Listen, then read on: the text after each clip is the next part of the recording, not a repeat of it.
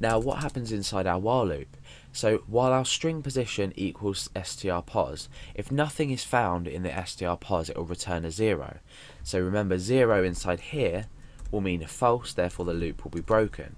But for now, as long as the string position is found, we want to echo out the string position. So we just simply do echo string position, and I'm just going to append a break onto that. Let's just make this a bit more user friendly. We could say echo found at. We could even include the word, so let's say find found at. Okay, so what this is going to do is for every time it's found, we're going to echo the position and obviously the word. We're going to reiterate, and then we're going to put a line break on the end. But now what we want to do is we want to create a new offset, because at the moment we're going to find the string. That's absolutely fine. We're going to echo out the first instance of the string found within here, so it will be at position 2. However, then all we're going to be doing is searching from the start again. So we're going to be searching from position 0 again. So we're going to be searching, and we're going to find the same string. So you'll find that if you do run your page at this point, then your page will probably crash. It might crash your browser, because what we actually have here is now an endless loop. So now what we need to do is we need to create the offset value, and I'm going to say offset is equal to string position. So this is the current position found. Let's just run through. So if we were to find it at position 2, we then need to add 2 onto it to begin the search from here. So string position add 2. Now why is this not good? Well, I've already explained. We've got the length of the string to find here, so that's the amount of characters to skip. So all I need to do is add on this variable find length. Now we can run and test our program now to see if everything's working. So let's just refresh, and you can now see find.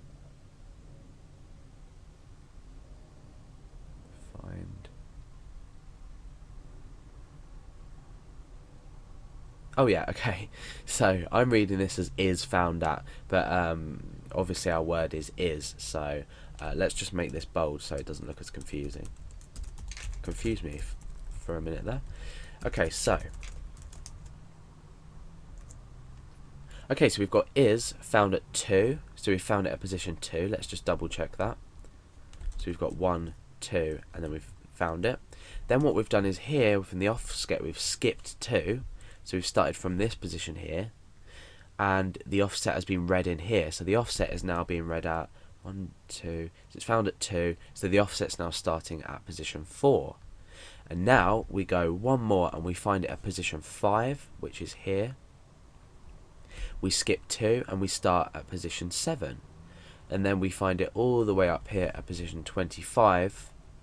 Then we skip another 2 and it can't be found anymore. Therefore, this while loop will be evaluated to false, because this value of string position will equal 0.